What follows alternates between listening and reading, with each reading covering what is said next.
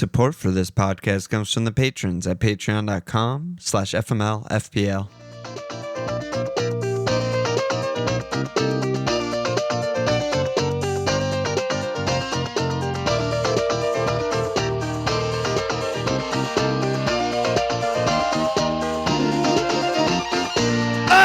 Okay! Welcome to FML FPL, Alon.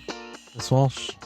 We are on to the mid-price, baby. Yeah, I'm back home. I have my two screens. I feel very ready for this one. Oh, you're locked in. Last time we said it's going to be a short one, and it wasn't. This is not going to be short. I know. It's like, it's not going to be our typical hour 45, and it was like almost exactly hour 45. If we do this one in an hour 45, I'd be impressed. Yeah. Well, we'll see how much we have to like skip around if we want to keep things tight or not. But yeah, I mean, last episode we did the premiums. This episode, keepers in the 5-0s, defenders 5-0 to 5-5, mids 6-5 to 8-0, forwards 6-5 to 7-5. So there's a lot of players, and it's a very big range, even though it may not sound like that. What do we have to do before we start? Get on the fucking Discord. What are you doing? Are you crazy? The Discord. What are you fucking crazy? What are you insane? The Patreon annual deal. It's fucking, you're stealing money from us. It's incredible. It is an incredible deal. It's an incredible deal, and it's running out of time to take advantage of. I think there's probably like 2 weeks left. So sign up annual. You get like 1,000,000% off, whatever the hell. Get in there. Let's chill more later in the pod when people are less attuned to shutting us off. Yes, when I piss in 65 minutes, we'll come back and do a shilling. I'll start shilling quietly while you're gone. Kurt shilling. Yeah. All right. I was thinking we should do goalies last. Oh. Change it up here. Change up. Because they're so stupid. It's so if we need to do something in 5 minutes, it's the goalies. That's a really good call. Really good call. While we're like raring to go and young and dumb, we can do the forwards and the mids. I'm going to just get disenchanted if I start talking about Leno for 4 minutes. So let's go to defenders. Let's not. So defenders, we're doing 5, 5, and 5, right? Yep. Well, so there's a lot of teams here that cover all of the above. Yeah, a lot of teams and a lot of action and activity. Where do you want to start with Arsenal? If we just start alphabetically, it's the Ars cast, and their whole fucking team is 5-5, except for Gabriel and Saliba that we talked about last pod. Yep. It's just 1 billion 5-5s and then some youth team guys and Zinchenko. That's it. They cannot get rid of him. No, he's just there for life. I'm happy for him. He's just so happy. He gets paid so much money. He loves living in London. Doesn't do anything. It's a fucking joke. Scamming his way to the bank. Yeah. This is really about Timber and probably Ben White. Yeah. If he can rediscover, 2 years ago, and then probably too much rotation risk and not much else with Lewis Skelly, barring an injury. That's like, I feel like they priced it correctly in the sense that like all 5 of Calafiori, Timber, Kivior, Lewis Skelly, and White, and Mosquera, even more, are all just not really picks. And it's hard to imagine a world where one of them is just starting 35 games and the rest are all rotating from one spot. Because the world is someone gets injured. Yeah, right. Aside from that. Yes. I mean, I agree. Like right now, I think Timber is probably a pick right now. If you I think Timber and White are the first choice guys. But I don't know what that means in terms of how the minutes will shake out. Yeah, that's fair. I mean, I'm just from a standpoint of, Arsenal have, a couple of tough fixtures early on with Liverpool and City. Do you really want to jump here for game week 1? You can, obviously. But I think from a 5-5 standpoint, if you really need to shave 0.5 and you want an Arsenal defender, I would feel okay going with Timber over one of the center backs. Like, I feel like that's a reasonable amount of risk to incur. And you think Timber over White? Yeah, I just feel like Timber's so much more trusted and also more versatile, whereas White hasn't played for over a year. I mean, how long has it been since he's... No, it's been very long, but I think that he was like so missed, and he's also very versatile, and he's also very good. Like if you rewind to 2 years ago, it's like he's obviously their best pick, and he starts every game, first name in the team sheet. And then obviously he had a crazy injury year last year, but I don't think that all just goes away. But like the bottom line is if you're shaving 0.5 off of Gabriel and Saliba, I just don't think this is where you want to go. That's fair. Like, I don't think 0.5 savings is worth like the gargantuan point difference and nailedness between their center backs and this group of 6 fullbacks, tweener fullbacks or whatever you want to call them. Yeah, I hear what you're saying with White, and I definitely agree from that standpoint. And this is not making a season-long projection. I mean, if Ben White doesn't get hurt and it's game week 15, I anticipate he's just playing every game because he's great. Yeah. Just from the standpoint of game week 1, I just don't know how tried and trust they're going to be just throwing him in to start every game again. So. But yeah, ultimately I'm with you on that. Like, it's probably just not where you want to go. I'm just, if gun to your head, you're like, I have to have Arsenal defensive coverage. Like, also, Timbers I don't mind too much. Still hurt. Like, he hasn't played a single minute of preseason. So that's another reason I think like White, I go White, but like, we don't need to talk more about this. I don't think. Okay. So Bournemouth just have Zabarni, who seems like he's gone. Right, and there's no one on Villa. You want to go team to team. I was thinking going from the 5-5s and then the 5s. I think it makes more sense to do team just because, like we're comparing. If there's a team that has 5-5s and 5s, we're comparing them kind of. I don't know. What do you think? Very well, then. I can support that. So Bournemouth, I mean, Zabarni seems like he's gone, so there's no one really to talk about there. And then Brentford have randomly Collins is 5 and KLP maybe out of position is 5, and they're very, very weird. Yeah, I mean, they definitely priced up knowing the +2 points, the guys that did the DEFCONs last year by 0.5. So I love DEFCON, by the way. DEFCON, I know. It's just the official name is just DEFCON, The defensive contributions. The issue I have with this in general is like, they have a different manager. We don't know what the system is. We don't know where Collins is playing. Like, I mean, I think just for a blanket statement, like to look at, Collins did it last year, therefore he will do it again this year, pay the extra 0.5 is insane. Not buying that at all. It's just you do the reverse of that. If say you want a Brenham defender, which I don't think we're going to be stumping for that at all, but you look at who's the 4-5 guy because you're not paying extra for possibly getting a +2 on DEFCON when we don't even know that information. So Collins, I'm so uninterested in. Could not be less interested in a 5 million defender. Couldn't agree than Collins. More.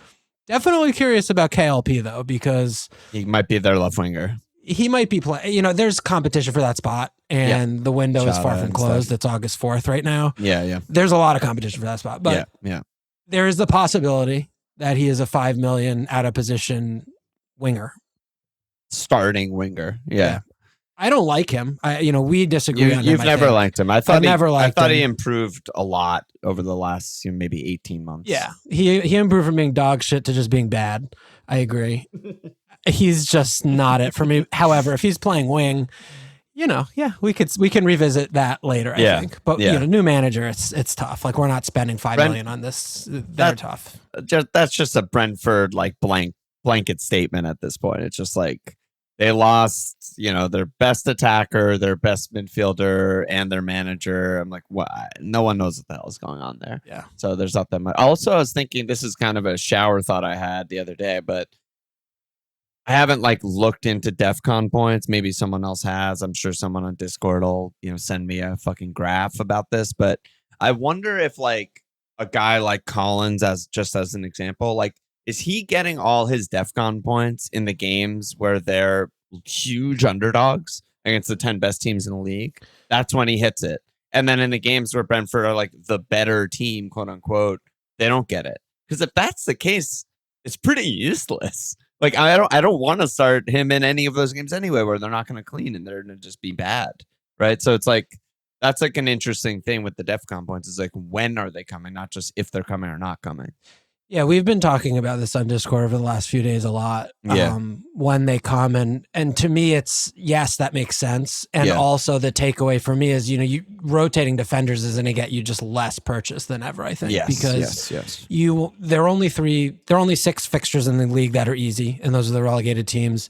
when you're looking, and maybe it's not so much of a conversation for this pod, and maybe would be more appropriate for the next pod with the 4-5 defenders. But by and large, if you have guys that are not on the top 4 defensive teams playing another non-relegation, non-top 4 team, the parity is just so much so that like at Wolves and home Bournemouth, or at Palace or home Man United, like these are all sort of the same fixture.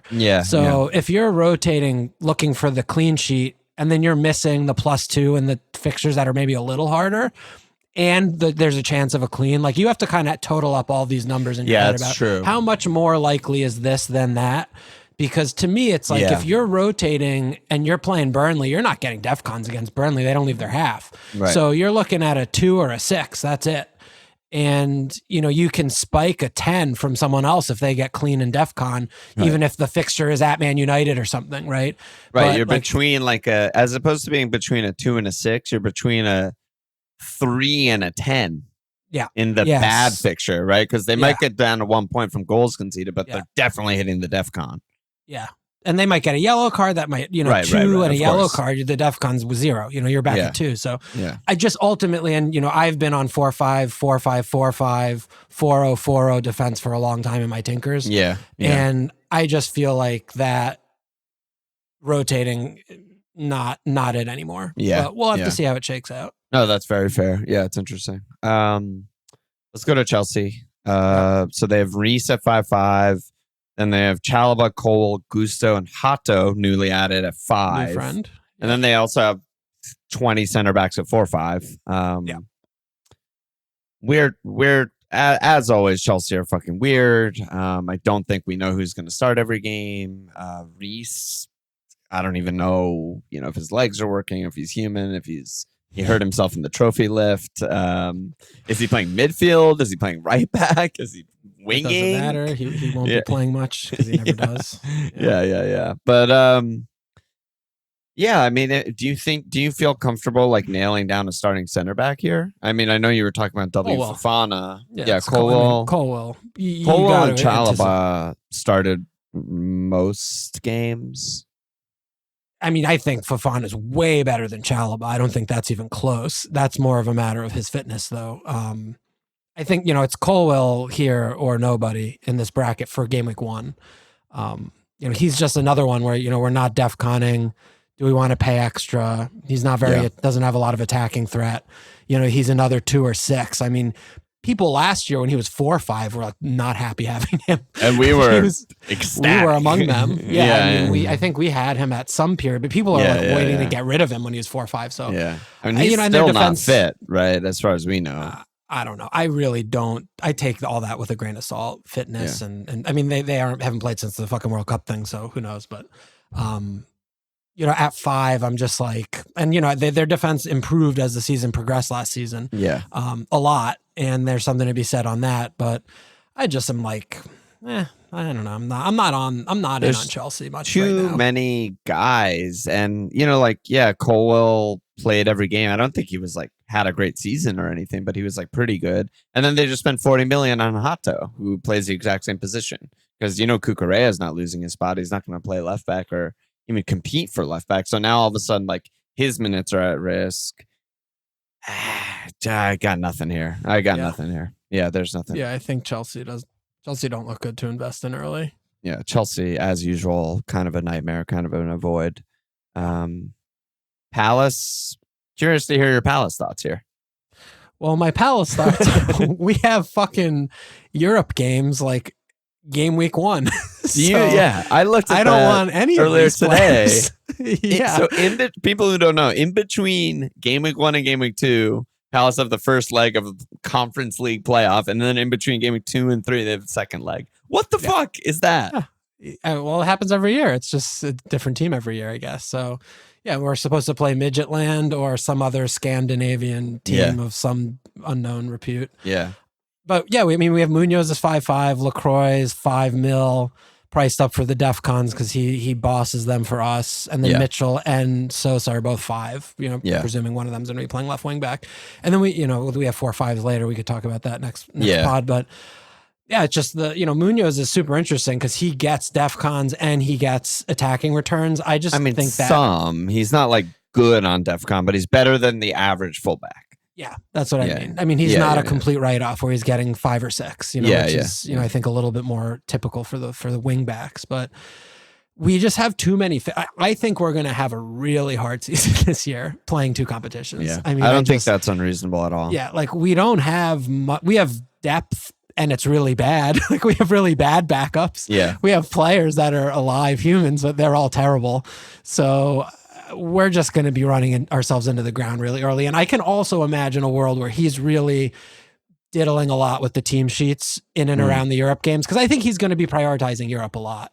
A lot more than is typical. And we don't have like a backup B team like Spurs did that year when they just played their B team in Europe. Yeah.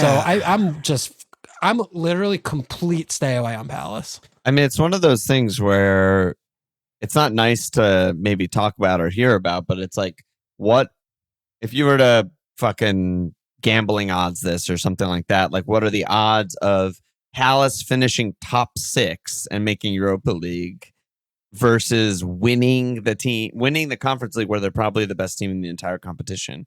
It's like not that close. And if they want to make Europa League, keep, lift another trophy, attract better players, yada, yada, yada, then like it makes more sense to focus on Conference League. Like it would be a complete failure, disaster, burn it all down nightmare if you guys lost this playoff and didn't qualify for the Conference League.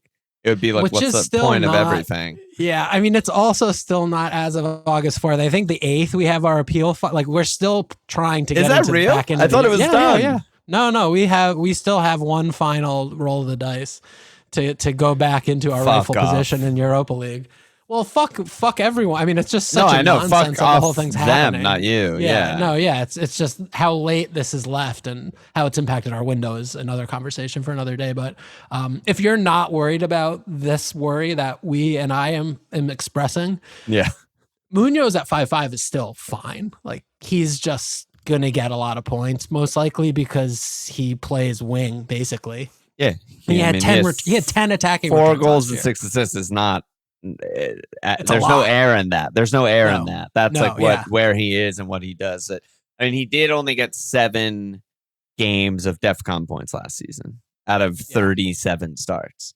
It's not a lot. You're really relying on the attacking returns and the cleans. Yeah, and he's also one of the worst bonus point attractors in the league. Insane. So, he gets yellows and he doesn't get bonus. So there are things that mitigate the pointage.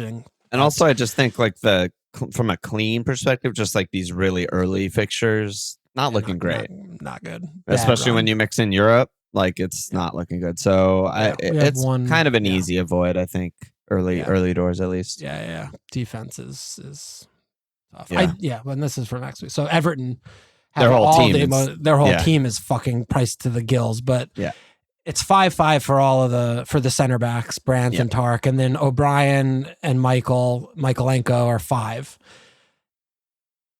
O'Brien's interesting to me. Well, he's interesting to me if Tarko or Branthwaite get injured. I don't know if he's interested in me at right back. I think it's just one of those where the defense is good and like it's maybe not for game week 1, but maybe when our team value is a little bit higher. Yeah. Like, having a route in at 5 is pretty good, I think. Like, it's not bad. They should keep the most cleans of the non-big 4-6 teams, I would guess, right? Again, like why wouldn't they? Yeah, around there, yeah. Something like that. Like, there's 1 or 2 teams in there that can, maybe pip them on the total, but I mean, they're going to get like 10 or something, I would guess. They'll definitely hit double digits. I'd be pretty surprised if they don't the way they play, but I think that what I was saying, like with Arsenal going from 6 to 5.5, that you're not getting your value there at all. Going from O'Brien to Tarko or Brandt with the way that they DEFCON their asses out, I think is massively worth it. I mean, O'Brien does not DEFCON at all, nor does Michaelenko. I mean, unsurprising, rare that fullbacks do. And Keane and Tarko are like both top 5 in the league. And whereas we're saying like year over year, maybe DEFCON won't be that consistent. and the rate with which both of them did it, playing in the same system again, I don't really see that changing. I mean, they're going to clear fucking 20 times a game. That's all they do. That's why they're there. Yeah, and I just think that the floor is super high on those guys.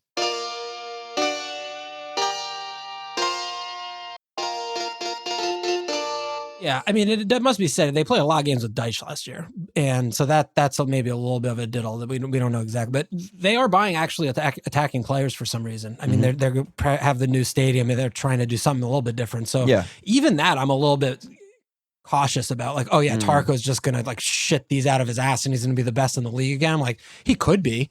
I don't want to play 5-5 to find. Yeah, I don't want to play 5-5 to find out. Like, because what I think honestly is like, you get someone like Anderson, you get someone like Kilman, you get one of these teams that are, can maybe take a step forward in the defense standpoint, like a million less, and also shit DEFCONs.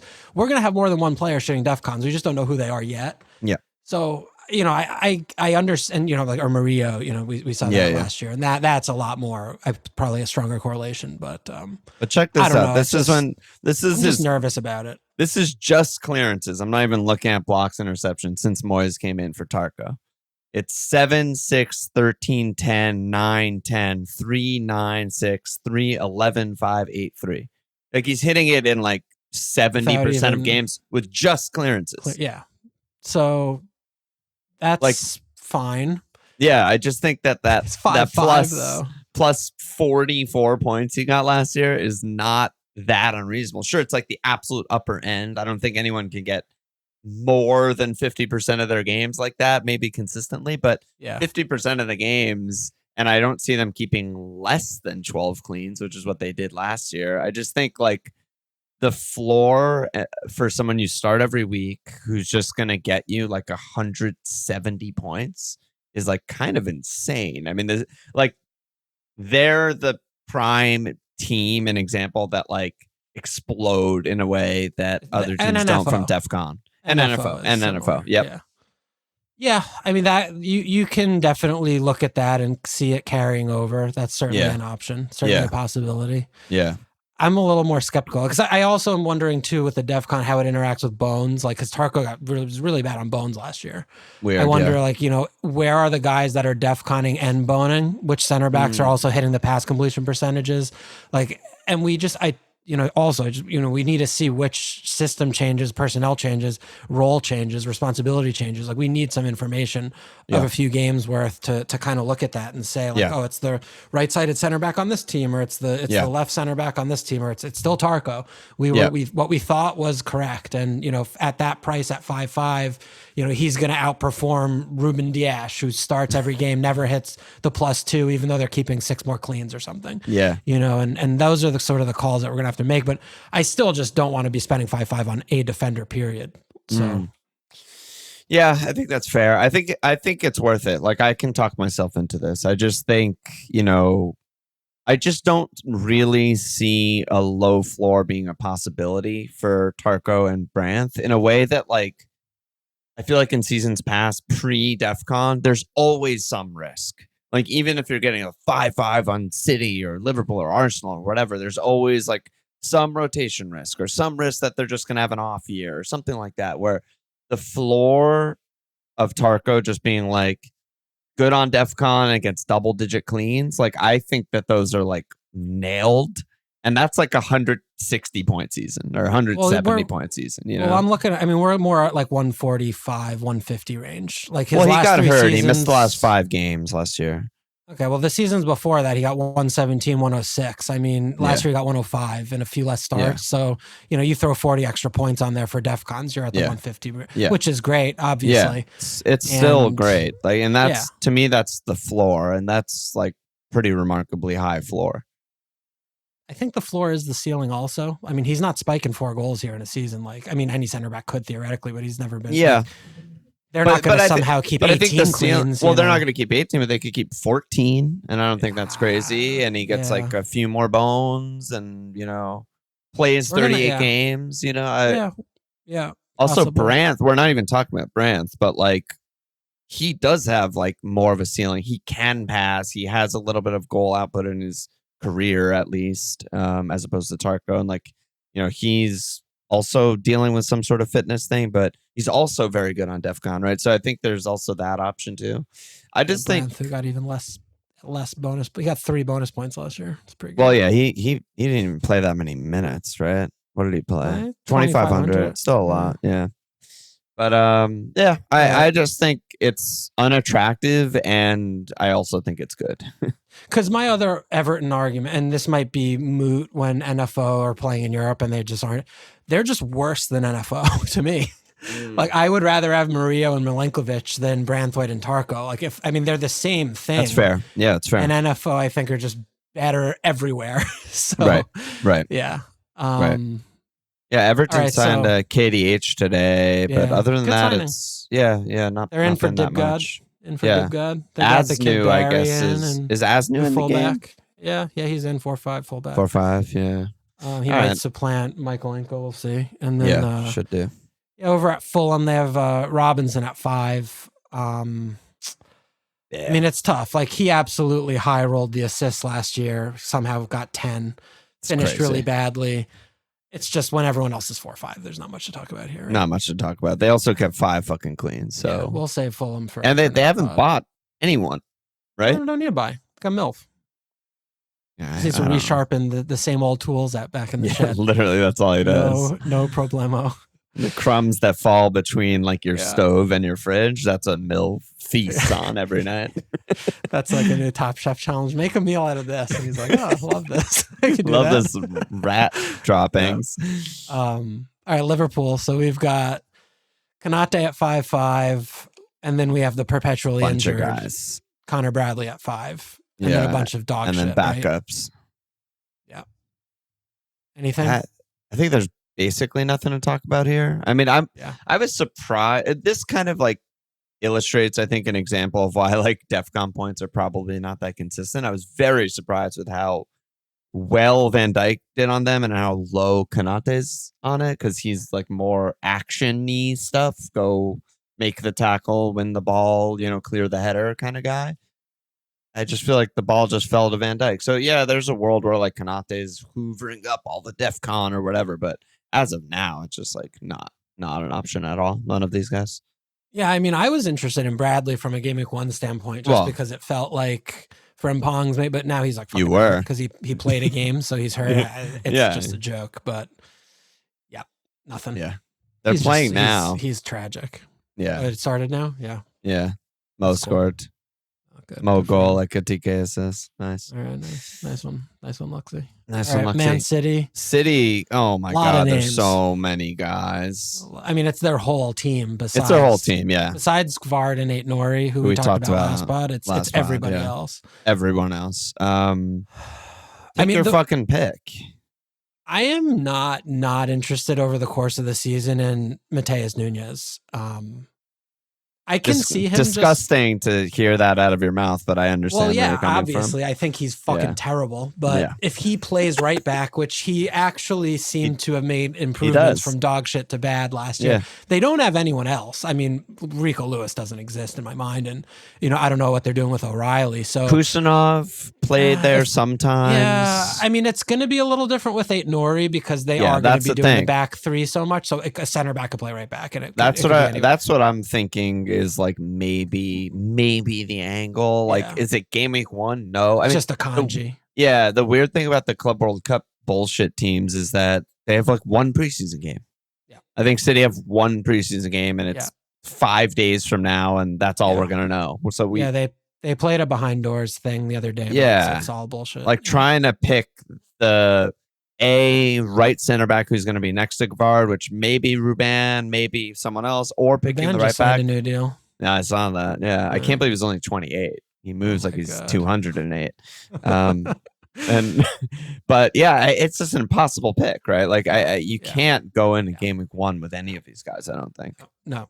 That's insane. I was more interested in the Mateus Nunes maybe sometime in the future, but no, initially far in the future. There are no picks here for sure. Yeah. All right, let's keep carrying on here. So the other Manchester has, what do they have? Delict, Lissandro, and Maz at 5-0, and then a bunch of 4-5s. So this is definitely for me similar to like LaCroix at our team, like whoever the center of the back three is doing all the plus twoing. Yeah. You know, when our team value is a little higher, like I can see it be game week 9 and we're like, yeah, you could get Dorgu for 4 or 5, but like Delict just gets, 4 points every game plus whatever else happens.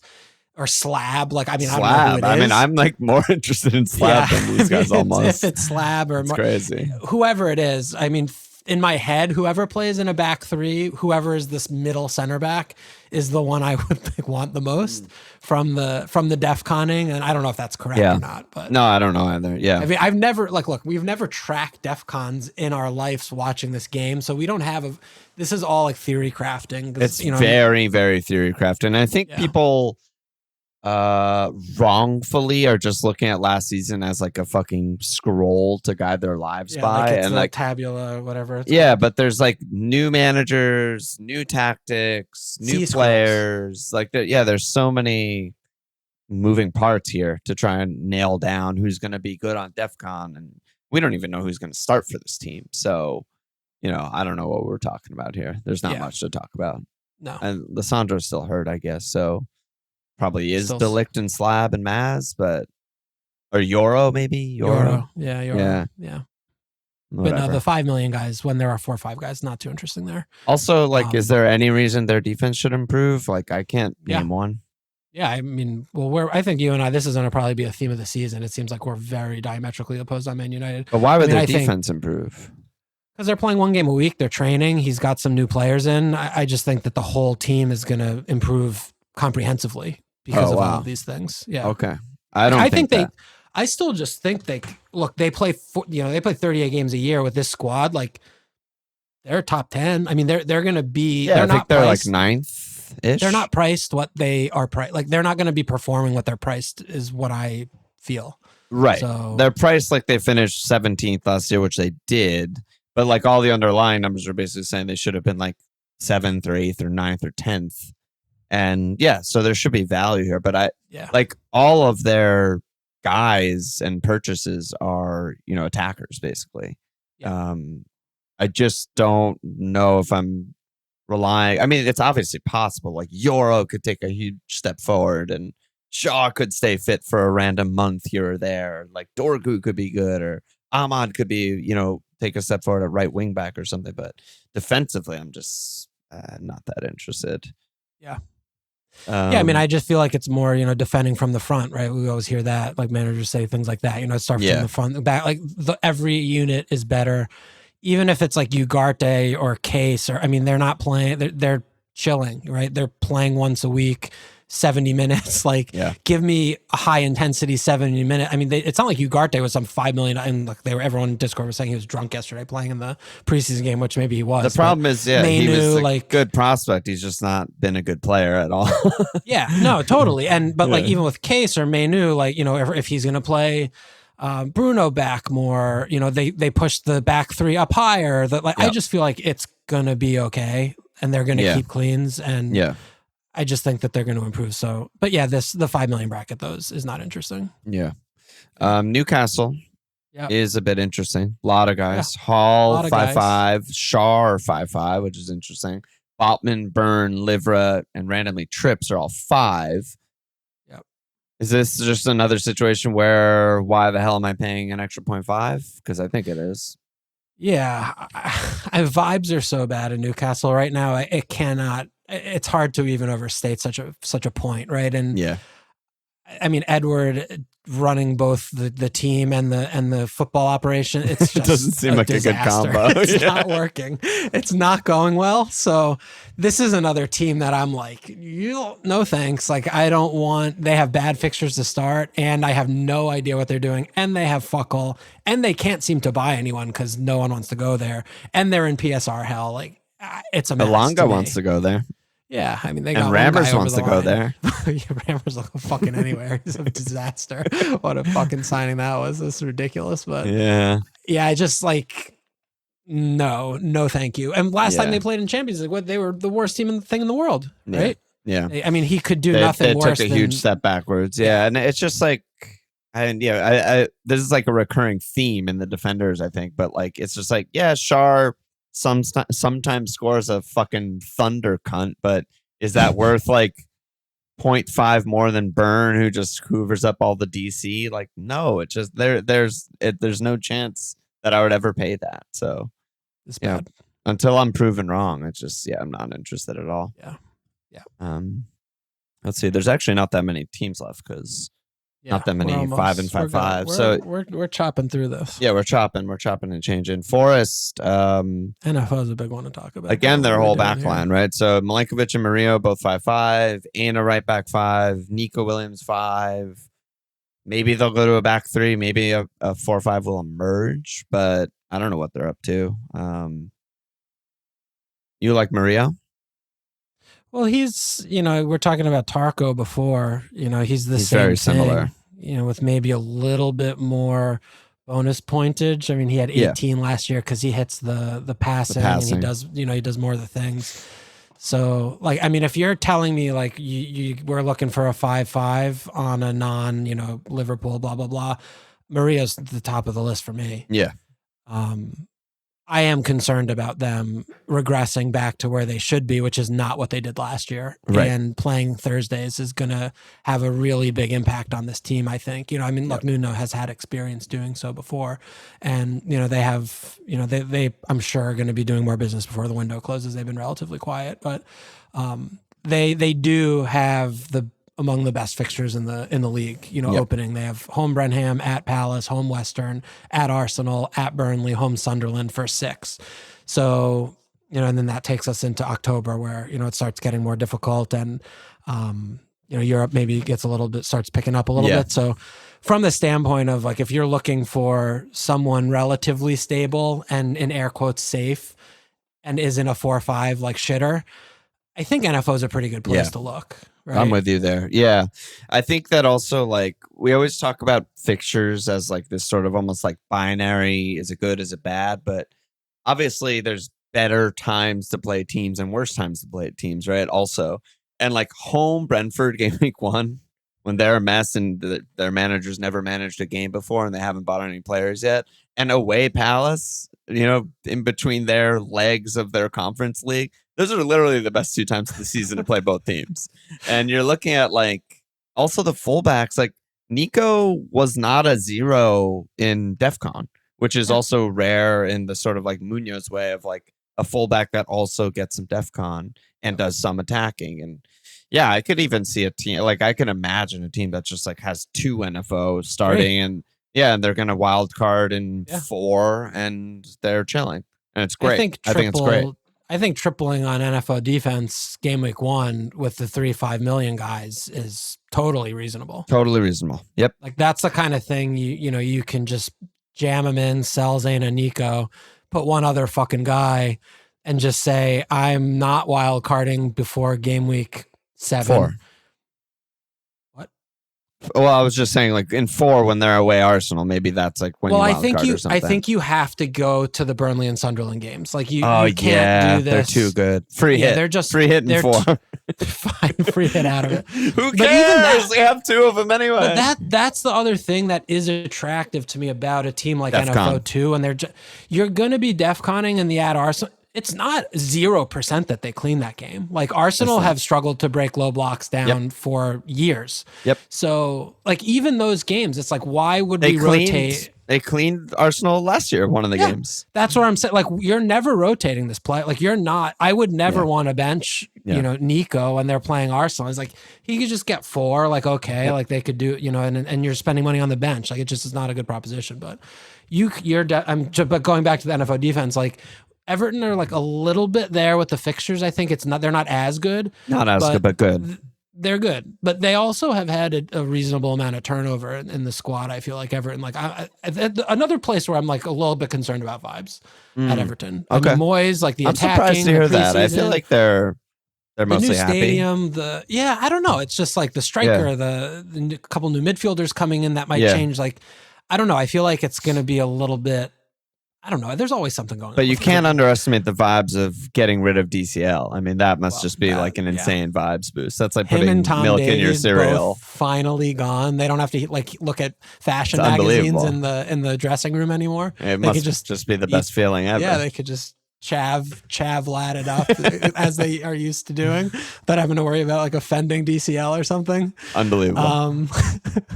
But I feel like NFO in the early doors, early going. I mean, I don't think they're going to do well this season, but I think that they're going to probably be okay first few game weeks when they have these fairly reasonable or fairly easy fixtures, right?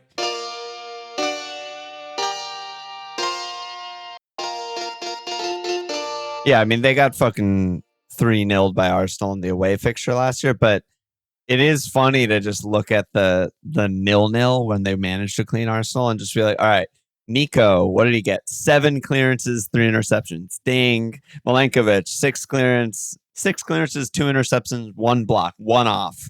Murillo, 5 clearances, 2 blocks, like 3 out. Like they're all right there. Yeah. Any of them could have got it in that game with just one random bounce that went towards them or whatever. And you know, and that's going to add up. Adds up big time. All right, and the other one was the same too. Yeah, the other fixture was the same too. Yeah. It's kind of nice and comforting. Like, even though Nuno's like kind of a nightmare, and watching them is a huge nightmare, it's comforting having him and just knowing this is exactly how they'll play, no matter what. Yep. Opponent home doesn't or away. matter. Home, away. Yeah. Favored by in Europe or underdogs, doesn't matter. Just don't watch. Just don't watch. All right, Spuds have a couple last guys. Team Spurs. Yeah. Poro 5-5, Romero 5. I saw some Discord chat about Poro just because of the Matto like long-term injury. Kulu's still injured. Son's gone. It's like, all right, so he's taking 100% of set pieces again, like we've seen him do before, and really flourish as a pick. And I don't think that's nothing. I mean, I definitely expect their defense to improve with Frank. Just full stop with Frank. And then they also brought in Polina, and that's just huge. So, I'm very interested in Spurs. Yeah, it's tough when I look at someone like Poro, because to me, the stack with him is Munoz. I'm just like, he's just worse. You know, I mean, their ceiling is look, the Europe thing might be throwing Palace a little bit of a wrench, but let's toss that out for a sec. Just looking at the teams and their potential. Like, Spurs' best case scenario this year is being as good as Palace's defense has been since Glasner got there. Yep, that's really fair. And Poro's best, best attacking output, if you stack minutes, is just going to be probably 70% of what Munoz gets. Like, I just think there's a difference. Well, I don't think that's fair. I mean, even in last year, he gets 2 goals, 6 assists the year before, and this is under fucking fat fraud. 3 goals. You know, like he gets a lot of attacking returns. I mean, with bringing in like set piece merchant Frank, and who knows how they're going to play. Like they could match-ish Palace on cleans potentially, and he could have like a 3 and 10 year or something crazy. Yeah, that's. I mean, you are with the set pieces if that actually persists for. I mean, say Matto did his ACL or something. At the time of recording. If you're looking at Poro on absolutely both corners and indirect set pieces and maybe even direct. Yeah, we're maybe getting into a new territory. It's still hard for me to sight unseen pay 5-5 for one of their defenders. Yeah, I think that's pretty fair. I do also. I mean, Romero again priced up for the DEFCONs makes sense.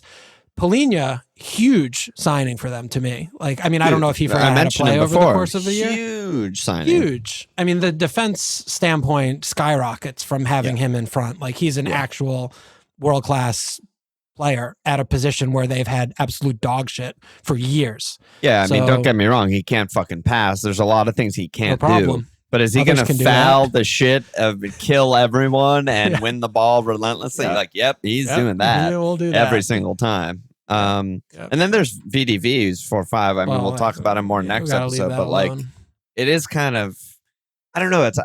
This is an example of what I was saying before with the DEFCON, and everyone's treating it way too much. Like, last season, this is what they did, so they'll do this. Like, under fat fraud, like, I don't know. Even Romero was bad at DEFCON. He didn't get fucking shit. Yeah. And who's Collins? That's what we need to know. Yeah, exactly. Who's Frank's new Collins? Exactly. And so FPL Powers is like, I guess it's Romero, but like Van de Ven might just be Collins and just get 1 billion DEFCON points, and they didn't price it completely wrong, and that wouldn't be surprising at all. Yeah. Yep. So we'll see. I mean, Van de Ven is we'll talk about him. He's a good one. Yep. All right. That's defense. Defense boxed. What are we at? We're okay. 40. We're not that okay. No, we're not 40 okay. times 3. Not that fun. Didn't even do goalies. We usually have goalies. We skipped goalies. There's so many players in that bracket, though. I know. All right, mid. Let's go to Midfielders. Yeah. So what are we doing? Same style, I guess, because like if we start with Arsenal and do teams, and no. 4 or 5 guys already. No. Let's just do the 8s to the 7.5. Let's just go price. Okay. Let me sort by price. Give me an hour here. So 8 million. We've got 4 guys: Odegaard, Foden, Bumo, and Cunha. Ugh. Yeah. What are you feeling about these guys? I'm not thrilled with these guys, and I will be picking none of them. I can tell you that much. I will also be picking none of them. The Odegaard pricing is just so infuriating because it's just too high. It's not fair to him. It's just too high. It's strictly too high. Foden, I can be interested in at some point in the season, but it's not now. Yeah. 8 million. I mean, he's never. When was the last time he's been 8 million? 7.5 2 years ago. 9.5 last year. I mean.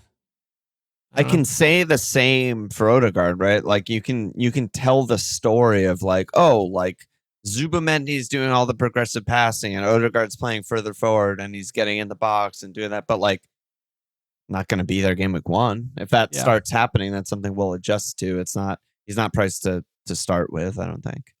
Even that is, I mean, 7.5 absolute highest price for Odegaard. It should, but I mean, even he is a 200-point player that 2 seasons ago and 3 seasons ago.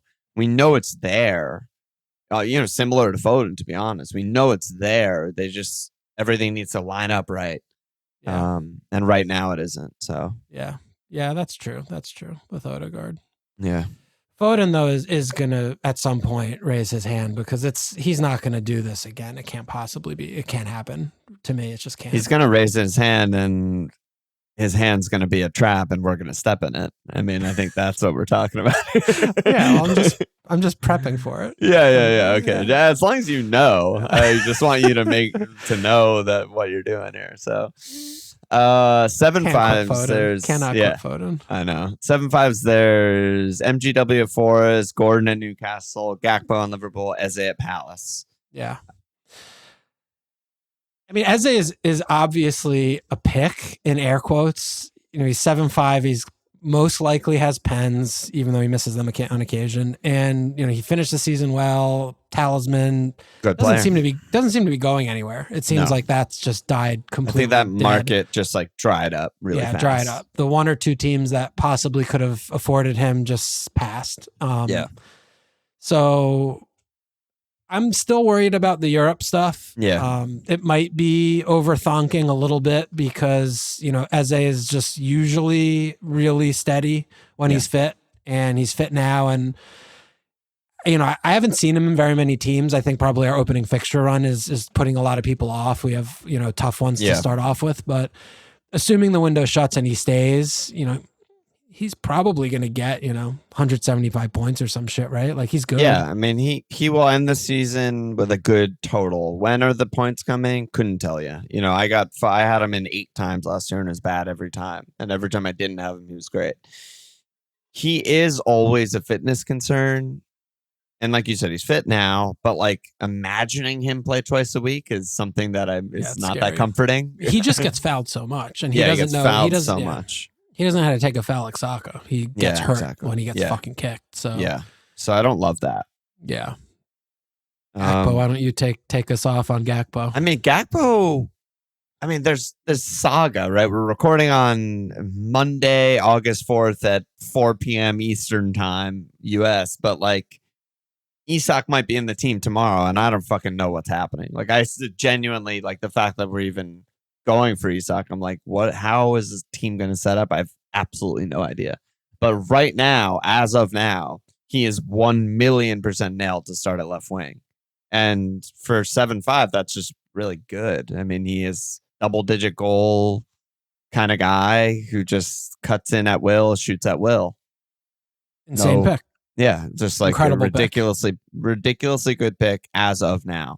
Yeah, I expect that will change. It seems like the Isak stuff is real.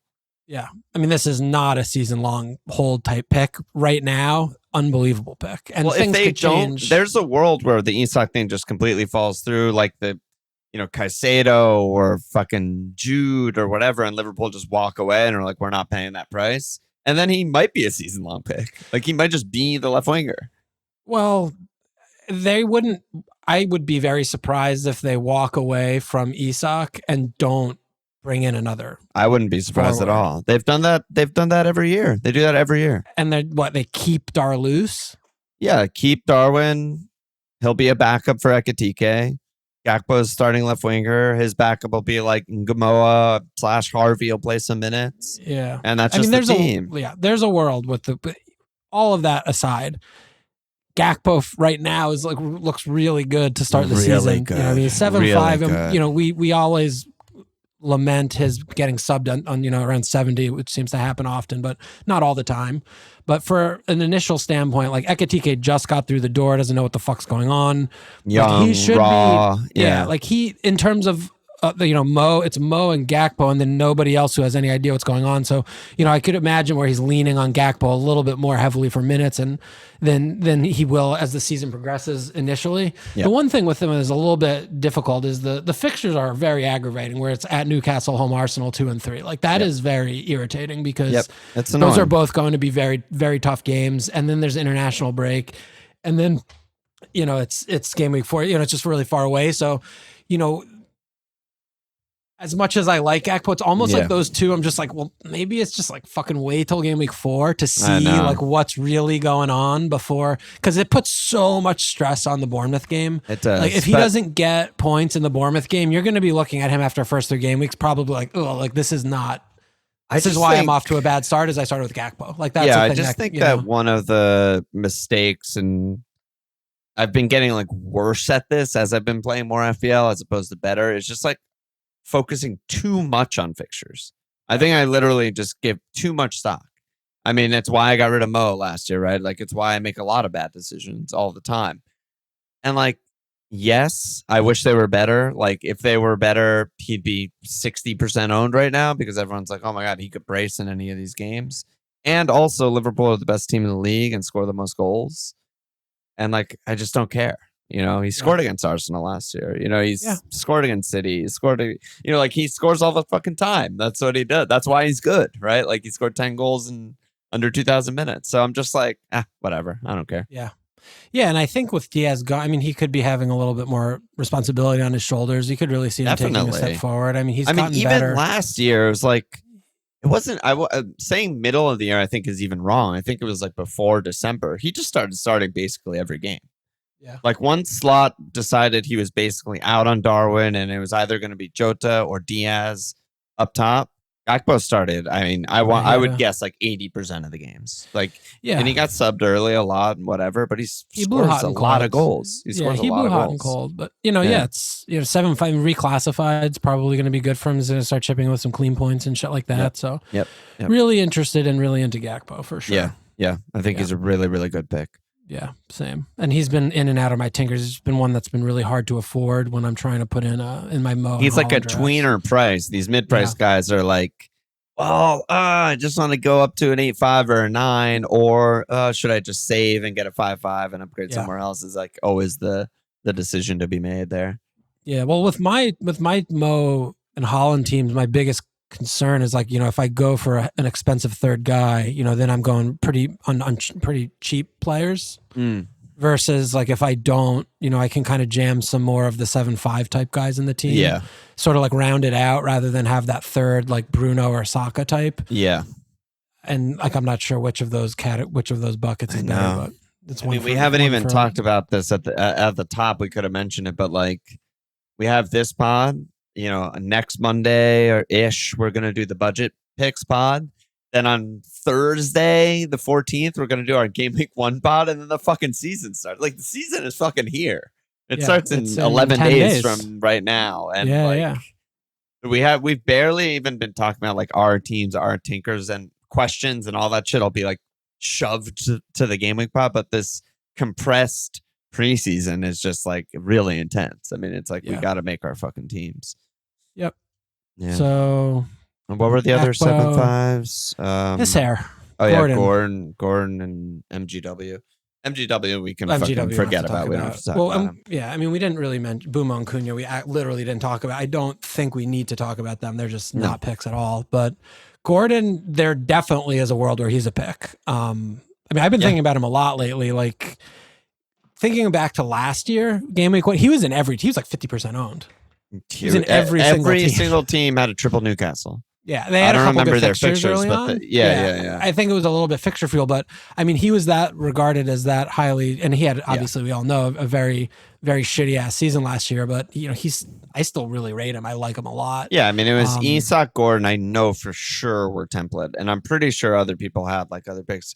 There were home Southampton game week 1, away Bournemouth, home Spurs, away Wolves, away Fulham. It didn't work. There was a red card. There was a nightmare, like all this shit. But like, yeah, I mean, Gordon scored in game week 2. You know, not bad. Like with Isak, he's playing down the middle last game. They're not gonna look the same.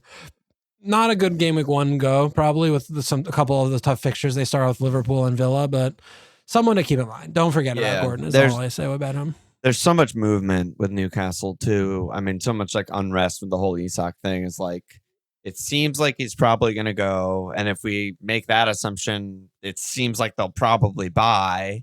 And if they go like Sesko or fucking, I don't know, they're talking about all sorts of guys, Ollie or something like that. Then I'm getting scared again. I'm like, is Gordon even nailed again? Because like he loved Harvey Barnes and it's weird and there's too many guys for too few positions. Murph Dog still there. Yeah, but there is totally a world where we just get some like Gordon out of position on pen games and it's like, holy shit. Yeah. You know, even if they do sell Isak and they haven't yet completed Sesko, it's like in week 3 and 4, he's away Leeds, home Wolves. We might get out of position on pen 7-5 piss air into like great fixtures. Yeah, that could work. I could buy that. That could work. I'd buy that for $1. What about $7.5 million? Oh fuck. All right, so then we'll do the sevens and then we'll get out of this midfield. Yeah, I'm down for that. Okay. I think I said down to 6-5, but it seems like too many. Let's do the sevens and then we'll go to forwards. Yeah. So sevens, a lot of mixtures of guys. I mean, we could start with the Arsenal guys, I guess. Yeah. So Madueke, Martinelli, and Tross are all 7. Very uninterested in these players.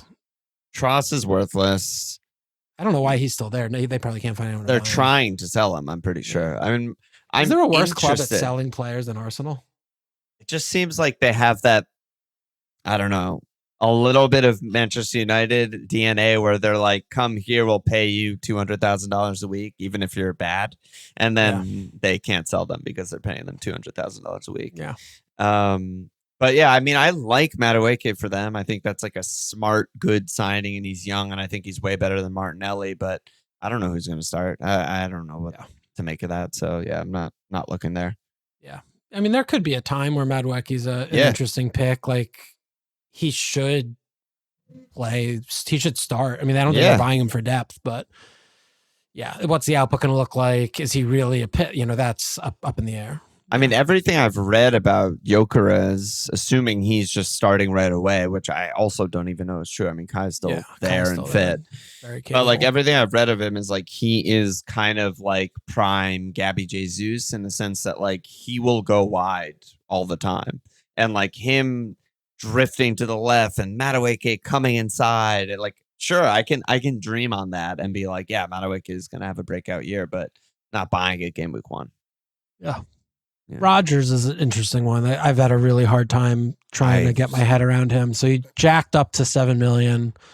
You know, famously last year, 8 goals, 11 assists when he was like 5. Insane year from him. He was 5 million he started at? Yeah, I think so. 5 million. Yeah. 161 points last year. Where are you at with the pretty good fixture run to start the season, Villa? You know, not many teams can say about where are you at on I'm just Morgan not Rodgers? really on Villa much. I just feel weird about the team. I feel like there's unrest with A, not buying someone, and B, trying to sell Ollie, I think, to fund other stuff.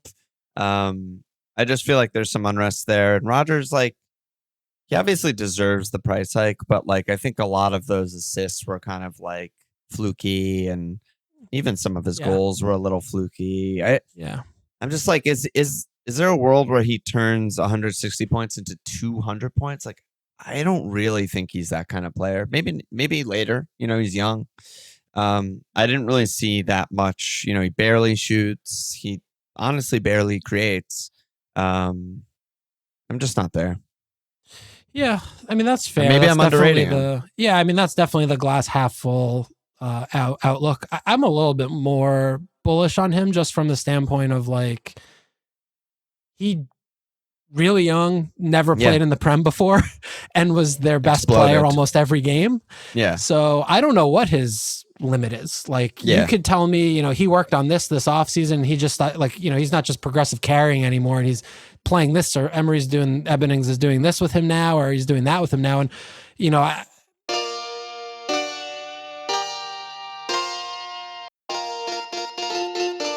I don't imagine that look, he did 8 and 11 last year. He won a couple of pens or got some deflected post assists. Like, I don't know where he got some of his points, and he had a couple worldies, but if he replicates that, he's out earning 7. Yeah. It's still good for 7. Yeah. He only has to really do what he did last year. Yeah.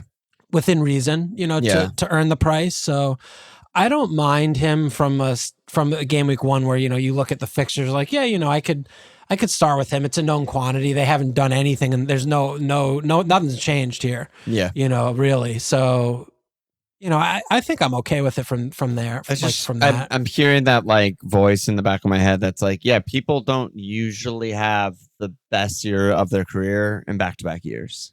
Yeah. Like that's, but we don't know that was the best year of his career, because I think he's still an unknown quantity. So far, like his obviously first year could get better.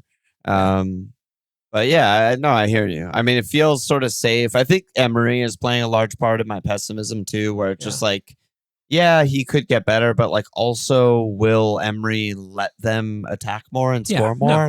No, I don't think so. Yeah. So like I don't even know if the assists are there to be assisted. Yeah. If they're not allowed. So that's fair. Yeah. No, that's all fair. And okay. Rogers, a little lukewarm. Okay. Lukewarm. Clive and Semenyo both 7. Talk about lukewarm. I don't know. Yeah. Yeah, I mean, Semenyo just doesn't do enough for me at 7. Like, he got 11 and 7 last year, but the shots are just so low quality. Yeah. And it just at 7, I'm just out there. Yeah. I'm a little bit interested in Clive, with pens. He got subbed a lot last year, which was very aggravating. But there were, we looked at him for a 2-month standpoint where it's like, holy shit, he looks insane. There was a point where he was like a must get. Yeah. He was in every single team. And I still don't really get the player in terms of just how erratic and inconsistent he's been. Yeah. But maybe, he found some things last year, and, Ariola maybe figured out, exactly what to do with him. And the midfield's getting more robust. They have Tyler Adams coming in. So, maybe he does take a step forward, and maybe they win, 6 or 7 pens instead of 3 or 4. You can definitely he tell scored me 6 last year. Yeah, fine. Yeah, so, even if he replicates 6, like you can definitely, and he put up 158 last year with 12 and 6. You could tell me he does like 16 and 8. Like I could see an 180 or something. Totally possible. Him, so. Like a Bumo kind of numbers. Yeah. He needs the 90 minutes though, which is the issue. 90 minutes would help a lot. The other thing that you can say about Bournemouth that you kind of can't say about most of these teams we're going to talk about is like there were periods last season where Bournemouth were like legitimately like, oh, they're the 4th best team in the league for 2 months. Like in that period, he was an absolute must own. You're ridiculously dumb if you don't own him kind of zone. And then they completely fell off a cliff and they were awful. They cratered. So it's like, it's sort of that mix of things. It was like, we both really like Ariola. I think he's like an incredible manager and he's going to go to some big team soon. What did he learn from that? Like, how can he prevent that? How does the team improve with another year of him? I mean, it sucks. They lost Kirkes. They lost Hudson. They're probably losing Zabarny. It's like a lot of guys, but I have more faith in the team, more faith in the manager. Pens does a lot, right? Like all of these guys so far that we've been lukewarm on give them pens, I'm not lukewarm anymore. I'm fucking rock hard. And that's just Clivert. So yeah, I'm into that. Yeah. Okay, Clive. One of your darlings, Shada. I know. 7. But we don't have to talk about him because what the fuck is Brentford? Where is he playing? How are they playing? The I Wissa can't thing is answer any of these questions. Yeah, the Wissa situation is an issue. Yeah, there could be a time for Shada, but it's, as we're talking, it's not game week 1. He's really good, and I still really like him, and I have no idea how they're going to play. I have no idea if he's even a starter. So what are we talking about? Yeah. I think he's going to start, right? It could be KLP, Igor, and fucking Carvalho or something, or Jesus Christ. Or Wissa Igor up top if they can't sell Wissa or don't want to sell Wissa. I don't know. They also haven't bought. You mentioned that earlier. They're sitting on a fucking war chest, and they're so stupid. They just, I don't know. Yeah. So I don't know. I don't know at all. Any time for Neto, Chelsea? No. They keep buying more wingers? No. They have 5 million wingers. So, they're not he's done probably the worst one. I don't know. They're not done either. I'm sure they're very 5 billion more. Yeah. They just fucking collect them like Pokemon cards. Yeah, literally. Sav, 7 million, City. Pep Roulette. Yeah. Pep Roulette is going to come for us all. It always does. Unless it doesn't. We will, we could be, unless it's me, I could fix him. No, yeah. This time it's different, or you just don't participate in the game.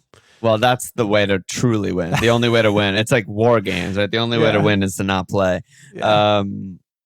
But yeah, Sav, I'm throwing Doku in the same bucket because they're both still young.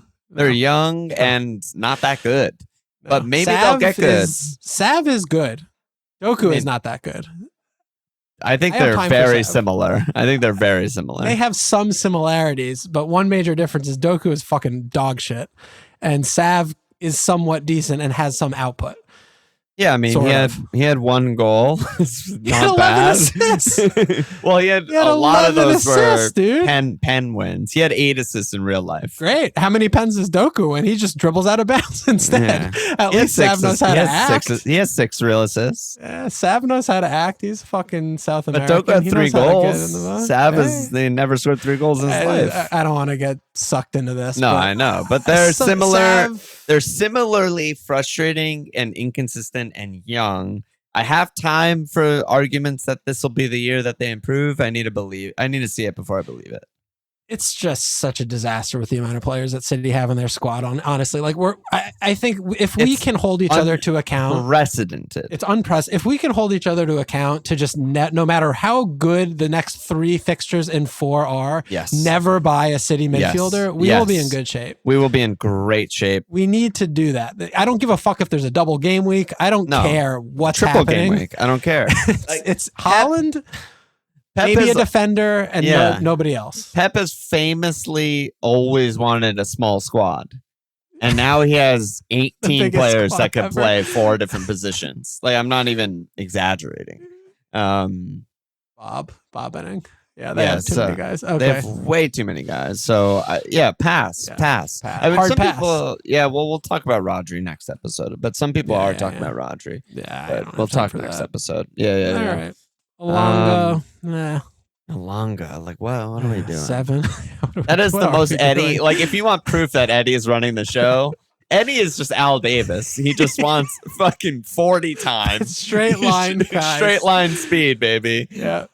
Absolute NFL combine merchant. And he can do that. He can do that. What did he finish up last year? What was his output? He had a 6 and 11. Yeah, he can do a 6 and 8. 11's crazy. I don't know. Oh, because Wood finished every single pass out he received all season. But he also only started 30 games, but he's not going to start 30 games for Newcastle, right? Yeah, he's a slight. Is there even room for him to start 30 games? And they have Gordon, Barnes, Murphy, Alonga. 2 spots. But he's just fucking boring as shit. We don't need to talk about him. It's a good spot for him to land, and it's a good fit. It's just a good fit. Yeah. I'm sure that Eddie Howe, for all of his deficiencies, he will get the most out of Elonga. He is just as he does with all fast James Murph dog, fast that's mediocre wingers. Josh he loves King. them. Yeah, literally. So yeah, the fucking but he's not gutter. Nailed. He's not even nailed. Yeah, he's not nailed. The gutter that they just. Sometimes I just have to perversely listen to Neil talk with Gutman. You know, the two of them. Yeah. What'd he say? The last one was all about. It had me thinking in like a macro level, like how sick they are, and I think we're sick. Like they're sick. They're fucking they are trying to pull hypotheses from different beat writers, like little snippets of like nothing, and the whole time they're talking about this, all I keep thinking in my head is like, Eddie Howe is a fucking pathological liar. Like, and they don't know. They don't know. They're trying to examine these little quotes of like the mood, or is he gonna this or that? And I'm just like, he lies to the press every single chance he gets whenever there's a microphone in front of him. Every week, Within one 5-minute press conference, he lies 15 times. Like, what are you guys talking about? And they're trying to sit there like, oh, it means that he's definitely unhappy, and it means that he's not, and I'm just like, holy shit, guys, like, come They're on. Blind. There are certain things in life that you only know if you play fantasy, and this is one of those things. Yeah, because you would if you're just not a Newcastle fan and whatever, there's some other team from the north and they talk funny and shit, you're just like, yeah, like whatever. His press conference, he said this guy's hurt, whatever, you know, totally over your head, completely irrelevant. You never think about fucking Livermento in your life. But if you play fantasy, you're just like, this guy, this fucking guy's ruining my season. Well, it's also like, I'm trying to imagine him. I mean, he can't even talk to the press about who's injured or not. Imagine talking to him about trying to fucking do a business deal for a player. He's insane. Yeah. Like, he's in charge of the club. He is fucking. No wonder why they lose every single negotiation. They can't bring anyone in because this fucking maniac is at the wheel. He doesn't know how to do anything. It's like, here Liverpool offers something reasonable, and they like, out of hand, don't come back. It's like, that's not how you deal. That's not how you do business deals, guys. And then they leak it to the press all over the place. It's like, what are we doing? Like, they're trying to like throw people under the bus. Be like, Isak, they disrespected you with this offer. It's like, so fucking hilarious, dude. Eddie had a dream, baby. Eddie had a dream. He's still dreaming. Yeah, he's got his hand up Tyndall's ass, a fucking little ventriloquism puppet. All right, and then last one's BJ. Yeah. Well, we know Maddo, God rest his soul, and stretchered off yesterday, so he's probably out for fucking ever. He's always hurt. He might be out for the season. I mean, I don't know. He might never play for Spuds again. But that's BJ at 7. Good. Interesting. I mean, there's a lot of competition for spots over there with Rich back and Tell and Dobert. And there's a lot of what's his name? Kudus, yeah. So we don't know where and who. We really don't know where. But I also think, like, keep an eye on him. Keep an eye on him, but also remember that Ange is the one that brought him to life. You know, not Frank. Like that. Frank's admired him, though. Frank, I'm sure he's watching the tape and saying, this is how I use Brennan Johnson. He's reading the owner's manual from that Angela find on how to use B.J. But also, you know, there's something perverse about the way Ange just sends everyone forward and he's wide open at the back post, and I'm not sure Frank's going to do that, so we'll see. Frank sits down at his desk and opens the drawer, and it's literally old like, book of like huge, like folded, like IKEA manual. He's like, oh, it's Chinese, got to flip it over. Oh, it's in Spanish. Fuck. Oh, man. All right. It's in Australian. I can't understand anything. Yeah, I can't understand this, mate. Fuck. Forwards. Oh, 7-5. Yep. Woo. Not as many guys. That's the one good thing you could say about forwards. Less there's still guys. A lot, but there's less. There's several. Less guys. Don't forget. What do we do? 7-5 through and 7, or 7-5 down to 6-5? Let's see where we're at after 7, because if we do the 6-5s, I think we're not going to have too much to talk about next pod. So let's maybe we could do the 7-5s and Evan Nielsen, and then we'll ship the rest to the. Yeah, to the I'm fine with that. Then we'll roll the goalkeeper. Okay, cool. So 7-5 Kai. Not really a world, right? I mean, he might start game week 1, but he's just holding a spot for Gyök, and then if Gyökeres gets injured, we're fucking cooking. Mm-hmm. Then he's going to be Then it's BPITG territory Exactly. at 7.5. But for the time being, there's nothing, right? Sadly for now, yeah, there's nothing. Yeah. Wissa. I mean, he scored 5,000 goals last year. He was legitimately incredible breakout year. Then he comes out in the media. He's like, I don't want to be there. I want to go somewhere else. He's literally not there. Yeah, there's a world where he doesn't go anywhere and he's on pens. And it's like, all right, yeah, I guess he's not bad. Yeah, there's a world also where he's at Newcastle. Newcastle starting striker or something. Yeah. And it's just Wissa and they buy incredible pick. They buy Fulkrug and they replace him with Callum Wilson and they just do a little diddle there. And Wissa's an incredible pick. Yeah, he could be. Yeah, depending on where he ends up. Yeah.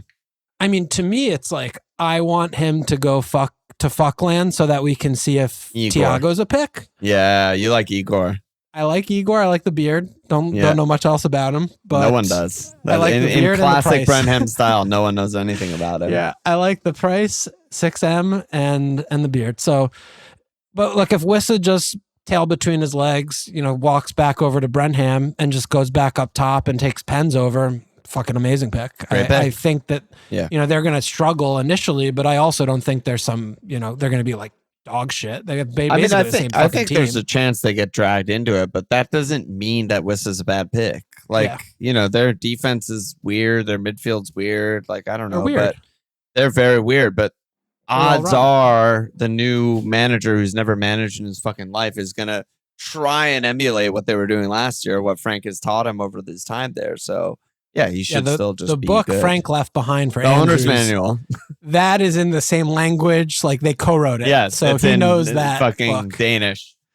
He knows the book. He knows that book very well. Yeah, I mean, we're gonna have to just wait and see on Wissa because one of the notes we had like post-mortem last year is like whoever the forward taking pens is for Brenham, this was caveated with as long as Frank is there, and that might change things after the first month and we watch them play, but but it might not. We might be overreacting, and it's business as usual. They're still like the 15th best team in the league because they low-key kind of have always been under Frank.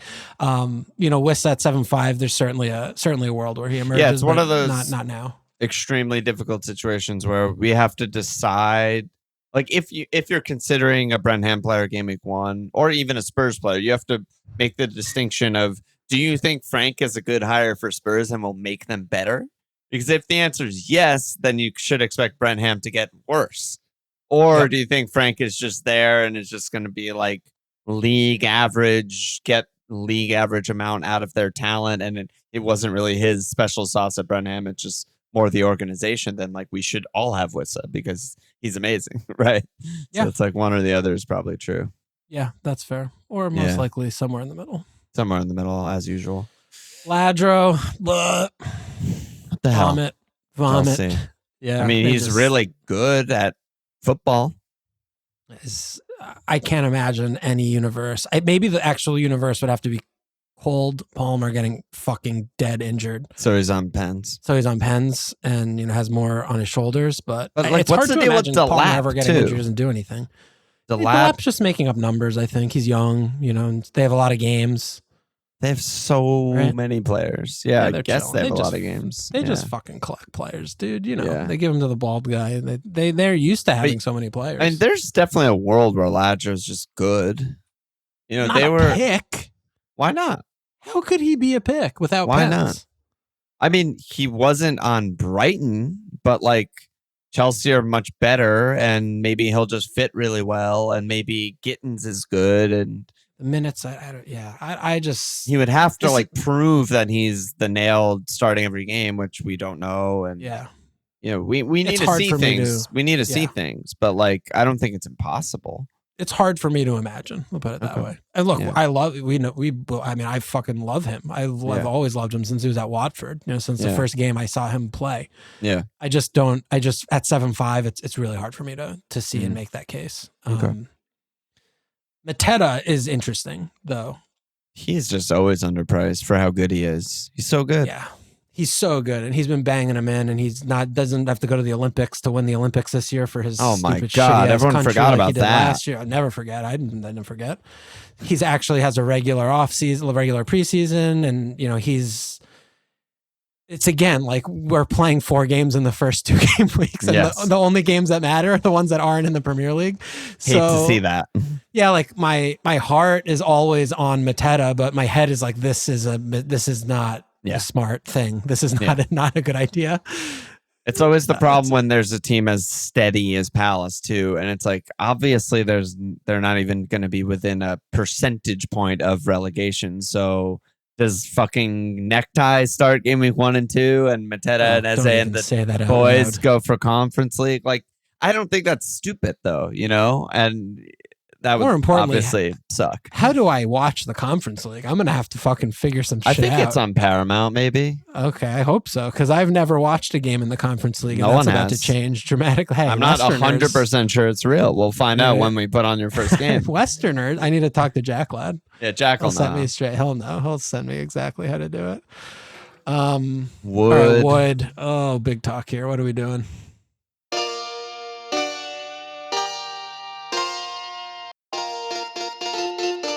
When is it going to end, dude? It kind of ended at the end of last season, I'll tell you that much. Fixtures, though. He was bad. Well, he was just back to who we believed and knew he always was, the dude with the devil. But the fixtures, so is that him dude? now? Did the hot finishing run out? He scored, like 1 goal, maybe 2 in the last 10 games? It's so hard for me to look at these 6 fixtures and think that he doesn't score 3 goals. Like, how could that happen? I cannot imagine that world. He is the absolute king of someone in Discord says NFO goal, or your phone fucking says NFO goal, and your heart just absolutely fucking drops. Because you don't have Wood. Obviously, why would you ever have Wood? And everyone else does, and he's involved in like 60% of their goals. I'm making that number up, but like something. Yeah, because it's really 90. Yeah, it's 900. It's beyond 100.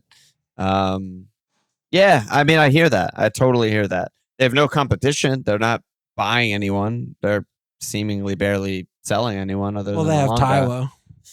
Yeah, but Taiwo whom? Yeah, he kind of is. He kind of is. Taiwo's just a large guy. I don't know. Wood has been in a lot of my tinkers. Yeah, that's sad. We're so sad. He's been in a lot of my tinkers. It's just he ticks all the boxes except for the one what are the boxes? He's good. Yeah, what are the boxes that he's taking? Pens, fixtures, talisman. Like, they have these 6 games. Like, they're gonna score 12 to 18 goals in these 6 games, and he's going to be involved in a lot of them. They'll score between 5 and 12 goals, maybe. What are you talking about? They're playing the worst teams in the league, dude. I know, but they have 2 fucking promoted teams. They have Brenham at home game week 1 when they don't even have a fucking squad, and then they play us when we're in the middle of our European legs. I know, they're good. They have Western at home, who's maybe still have Areola. It's like... Yeah. I don't know. Yeah. I mean, it's depressing. Yeah. I hope I don't end with him on game week 1, and I hope I do. Yeah. I hope I do have him game week 1. I know. I don't know what the fuck to do with this guy, dude. I know. It's torture. It's literal torture. They scored 58 goals last year. They're awful. In the season. But 7 of those were against Brighton. Remember that game? Take that out. They fucking usually score 0 or 1. That's their sweet spot. Yeah, and they don't have Brighton till game week 13. So we're do you think it's just more of like, I don't give a shit who they're playing? This guy is bad, and he's gonna start losing minutes because he's old and bad, and the team's I don't think it's that simple. I don't think it's that simple. I mean, he hasn't really shown any signs of decline, even though he ended the season a little cold. I don't think he was like playing noticeably bad or anything. Yeah, exactly. The whole team was declining. I don't know. Yeah, the whole team was also declining. Also, in Doi, I mean, we'll talk about him next episode. I think he's really good. Everything I've seen and read about him looks really, really good. He might could be able to assist some more goals or whatever. But no, the points you're making are fair. I mean, I think saying that he has like huge upside, or even Forrest has huge upside is ridiculously stupid. But like, could he get 5 returns in the first 6 games? Like, yeah, absolutely he could. Please don't get this twisted. If I start game week 6 Sunderland, he's gone. I'm fucking getting the fuck him out of my team as fast as I possibly can. Yeah. Because I don't believe in him or the team in any capacity. Right. To score goals. Right. Over a prolonged period of time. Like they just park and they get a few counter attacking ops each game. And if they score one, then they might win or draw. If they don't, then they will maybe keep a clean sheet and draw. Like that's how they set up every game. Right. But I'm just looking at him, shoulder to shoulder from the 7-5, Bowen's a little tricky one to kind of assess here, but looking at him 7-5 shoulder to shoulder up and down, like he's just like a safe, sure thing for the beginning of the season. Like you're not really too worried. You're effectively talking me into how good he is for just game week 1. I mean, it's just silly, kind of like he really shouldn't be 7-5 sort of. You want to get rid of him. Yeah, obviously. I want to get rid of him if I own him game week 1 and he scores. He's one of those guys that doesn't even feel good when he scores because everyone in Discord's just like, oh, Wood, but I'm like, everyone has him. Doesn't even count. But that's wrong. We're learning. We're growing. But I mean, to be fair, also, if you just look at his games against the fodder of last season, I mean, scored all his points. That's a lot of their goals. Yeah. So they do kind of flat track a little bit somehow. Yeah, fuck. Wood is a good pick. I'll say He's a good pick. I'll fucking say it. He's a good pick. Which brings us over to injured boy Dom, who still can't fucking get on the pitch. He's not fit.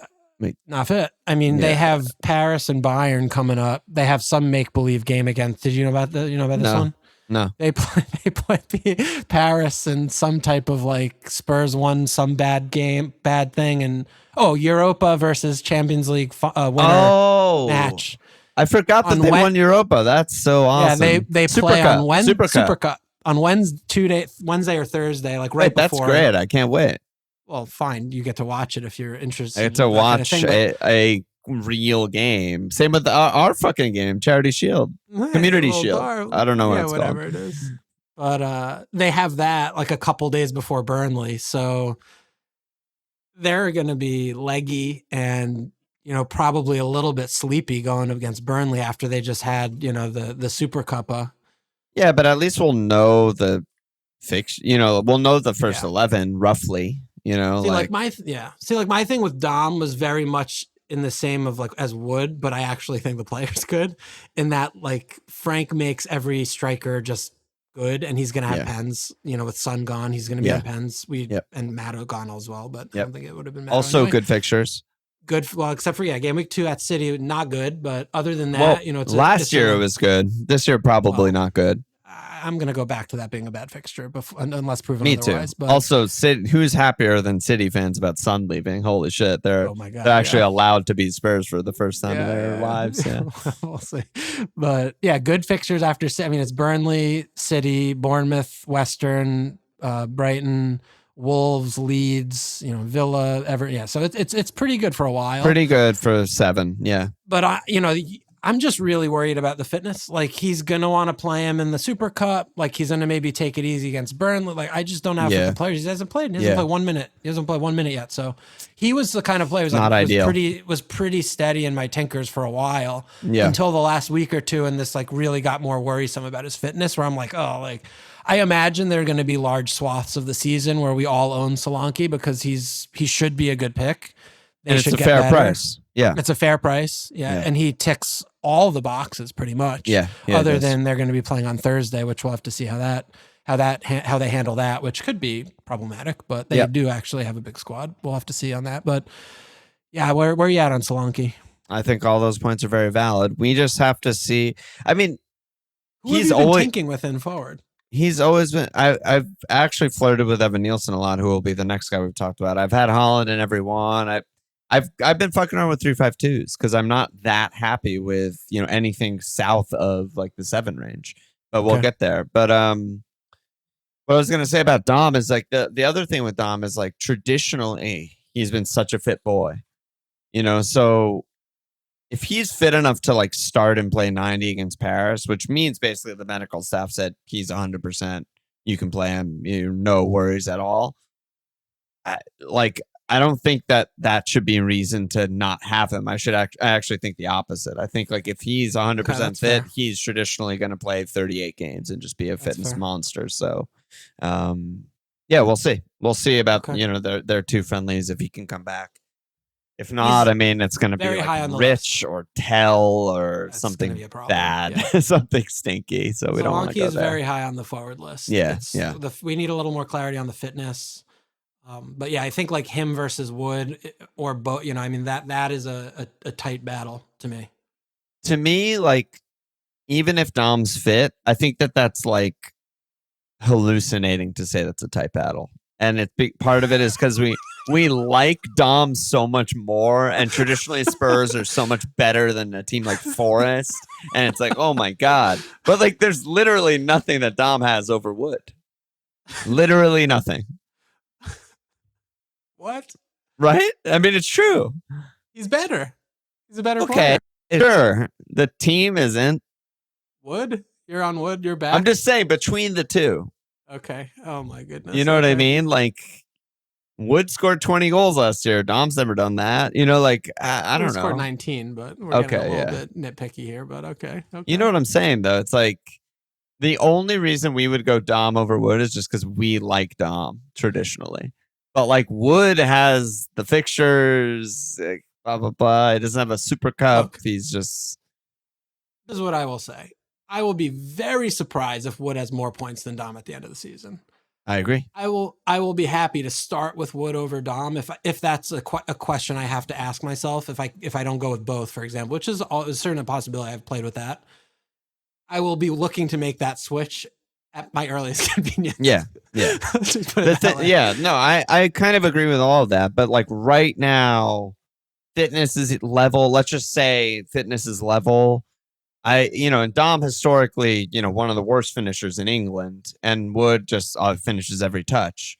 There's also that. So I'm just like, yeah, I mean, Wood is just safer. He's probably better on bones because he doesn't do anything except score. Dom probably does like bad stuff that's actually good, but bad. I don't know. I hate this. Do you know what I'm saying? Game. Yeah, I hate this game. Upsetting. I hate this conversation. We're trying to make a case for someone who's just so much worse than someone else for being like a way better pick in the game. It's so annoying. What the fuck universe is this? So annoying. Why couldn't they have just made Wood 8? And then we could easily talk ourselves into Dom over Wood. It wouldn't even be close.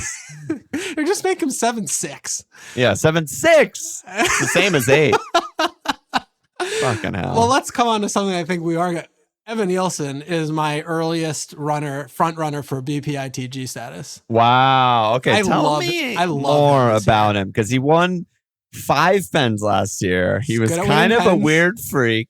Free assist, check. What else? Yep. Keep going. He gets free assists. He's a weird freak. He doesn't shoot that much, but he's like good, but also when bad he does shoot. Yeah. They're good chances. He's bad at most things, but he does get good chances and he does win pens. He's not good at finishing sitters. No. Which is something you love. Yes. I love that in a player. Yes. He's just I just think he's really good. And he had a really fucked up stop-start year last year. He did. And his first year in the league. Yeah, like I just think that there are so many things. Like, look, we're talking about Wood and Dom. They have Europe. They play on Thursdays. Yeah. What do Bournemouth have? They don't play on Thursday. They have pens. That's big, though. That's big. I'm also like Evan Nielsen did miss a pen. We know that, but Clive plays 70 minutes a game. So if you add up 20 minutes of pens for enough games, then let me do 20 times 38. So he has. See what I'm doing here? Yeah, he's got a little. He has 760 minutes of pens in the games where he doesn't get subbed. And when do they win pens the most? End of games, right? Maybe. I mean, that's science. I'll buy it. I'll buy that for $1. That's the new slogan on the pod. So basically, we're saying 20% of every game he could take a pen. Put that in the hopper. Pretty good. It's pretty good, Bob. No, it's like I believe in the player. I believe in the team. Yeah. I think the Tyler Adams coming back is like one of my like low key like biggest things huge for them in the league.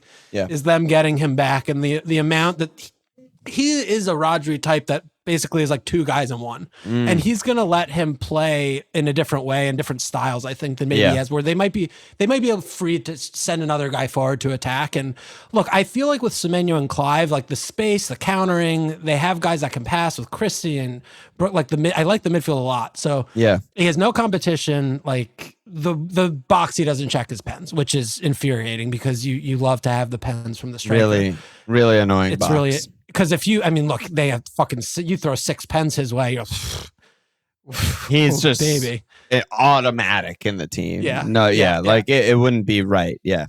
But even without pens, I mean, he reminds me a lot of like what Wissa was last year. Just, I expect him to just farm XG over the course of the season, funneling so much to him. And he has a knack for just being like the chances. He gets huge chances. And I haven't seen enough of him to convince me that he's like Darwin, where it's like, it doesn't matter. Like he's just not a pick. Yeah. He might be that, but I'm ready to find out. I mean, he was already okay last year. Yeah, 15 returns. Yeah, like 128 total doesn't look good, but he played 2,300 minutes. And yes, again, like I think all 5 of his assists are winning pens, but like that's a good trait. That's a skill. Yeah, that's a skill. Raz and Vardy have been farming that for a decade, So I don't know.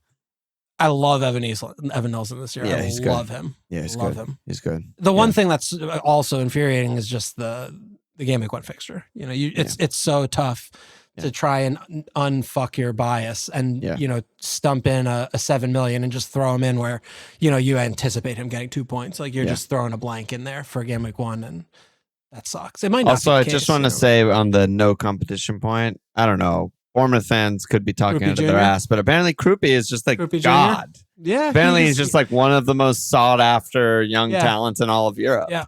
Yeah. So who the fuck young knows? Though. Young. Very is young. he going to really be pushing for starts over? I doubt it. Yeah. But look, we could talk in December. Yeah. But as of right now, like as this of now, to me there's no is competition. Yeah, I mean, he just is one of the first names in the team sheet. And I also I really rate so much. They change a lot of the back four. They change players in the back four. I mean, it feels like every season they have new fullbacks. Midfield's the same. Forwards are the same. Mid and forwards being, I think that stability, new goalkeeper, they have everything in the back. The back 5 it's all different. But yeah, it's Zabarni maybe is staying now. I don't know what's going on there, but it's big. I love that. I love Evan Nelson this year. Yeah, he's really good. I mean, well, I don't know what that equals. Like maybe 4.5-ish points per game in his first ever season, and he's like 24. I mean, there's a lot to dream on there. Yeah. I like him. Yeah, I mean, like I could see him doing 18 this year, something like that. Yeah. I don't think that's unreasonable. Yeah. 7. Good pick. Yeah, I mean, the year before he came, he was 13 in Portugal. I mean, he must just always get hurt because he's never played more than 2,000 minutes really in his career, which is not great. He did 2,400 last year. It says. Yeah, 2,300, 28 starts, but he's fit now. When he's fit, he's good. Yeah, he scores. I wish he shot more, but you can't get everything. Yeah. All right. Goalie. Are we finally keepering? 5 million keepers. There are a lot of them. How many of them are you going to own? None of them. I think there's maybe 3 to talk about. You want to hear my 3? Sure. I think the 3 to talk about are Trafford, Sells, and Vicario. How is Bob Monster not hitting this list? Come on. He's not a pick. Look, he's a pick. Don't say bad things to me. I'm just asking you to not be mean to me. If they maintain, the defensive kind of form they found at the end of last season, they're the 4th best defense in the league, easily. I don't know. I'm not gonna sell. Like I'm not gonna buy that stock right now because I think that bald fraud is very bald. All the bald.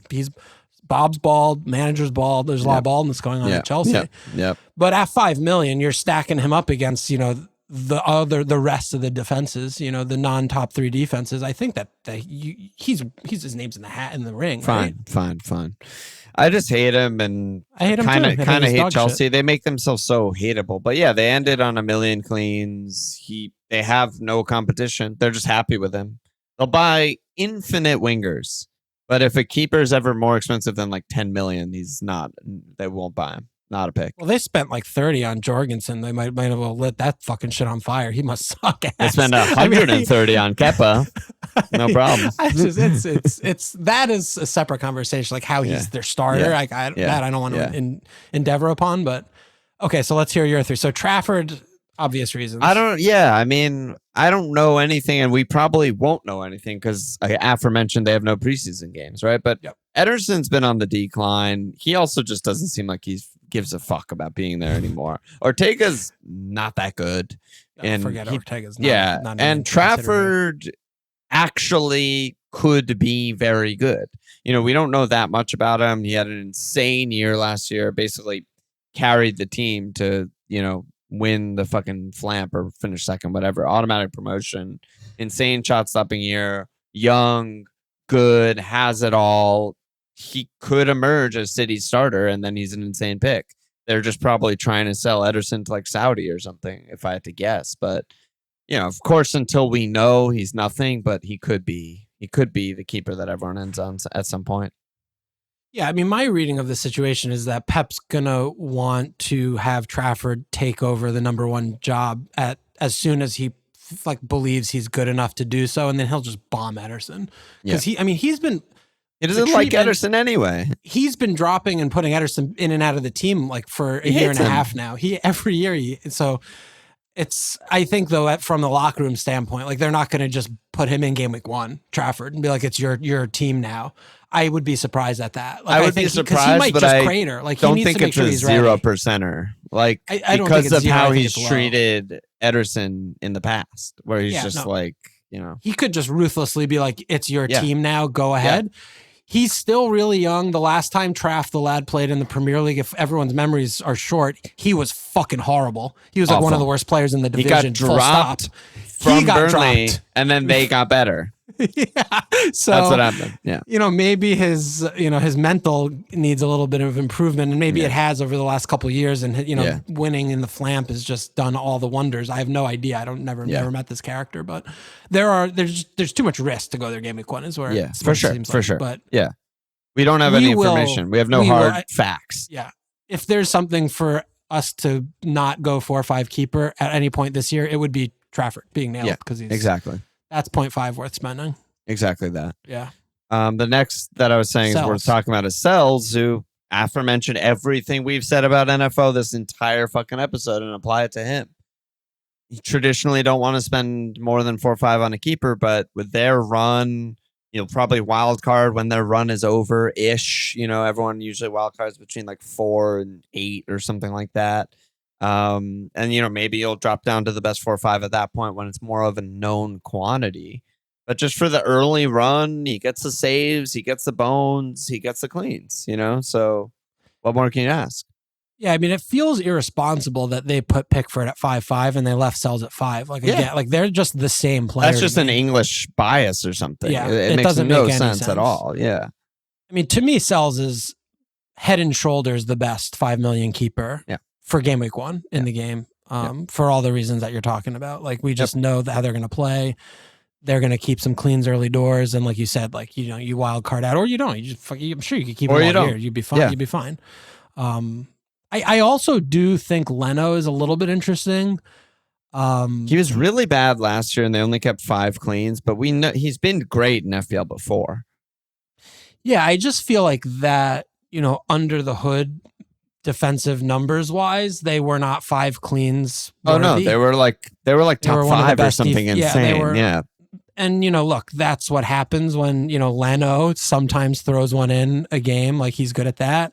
Yeah. Bassey, they have a lot of, Bassey, Anderson, Leno. Can't run. That's a trifecta right there. Yeah, you've got guys that throw one in, and that's Luis why Paulina never replace him. There's a lot of things happening over there. There's a lot of action, Lukic. But, I just feel like that's one where, if he was 4 or 5, then it'd be like, oh, yeah, baby. Yeah. But at 5, it's probably just not, he's going to price him out. But I do like Fulham defense in general this year. They've just running it back. I like the manager. Yeah. If they could just improve slightly on, coming closer to what the underlying metrics were, they'll keep 9-10 cleans. I mean, we're going to talk a lot about their 4-5 center backs next episode because of all of these reasons and because of DEFCON points, and it's DEFCON 0 or whatever the fuck. What about Vicario? Do you think there's anything there? I just think, we saw Flecken, who's one of the worst keepers in Europe, and what he could do under Frank and get a lot of saves, always hit the passing bonus, still be like somewhat competent defensively, sorta. But Spurs are just better team, better keeper, all of those things, Paulinho, etc. How many cleans can they keep? Will he hit the pass numbers? Will he get a lot of saves? I just feel like there's something there, maybe. Yeah, I mean, I guess, and something I just am remiss I didn't mention with, like Leno. I mean, you don't want to be paying the most money for your clean sheet share in goalkeeper, which is what, you have Leno, you have 3, 4, 5 options in defense. Yeah. The same thing with the Vicario. I mean, you're going to have multiple 4 or 5 options in defense. So, you're going to be paying extra for Vicario. Yeah. It's more of, we would have to have a real strong indictment against the 4 or 5 keeper team defense options to actually be looking, I feel like, at these types of players. Right. Because I just don't think the delta is 0.5. It's and they don't get the DEFCON. They got nerfed. We mentioned this on the first episode of preseason, right? Like keepers kind of got nerfed because defenders got buffed. We think. We don't know how they're going to diddle because Towers can add a little line in anywhere and change things. Right. Like, and to me, right, the biggest one is like Bournemouth defense. Like you're telling me that some of these defenses are going to be 0.5 more for the goalkeeper than the Bournemouth. Like I can't get there.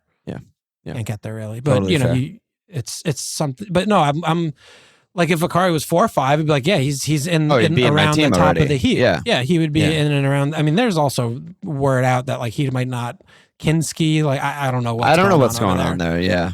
I mean, one thing that Vicario can't do is claim and come out. So we have to see how Frank deals with that because we see him flapping more than fucking rename flapping. Goes both ways. He might just be like, this guy can't be our keeper. It's illegal. Can't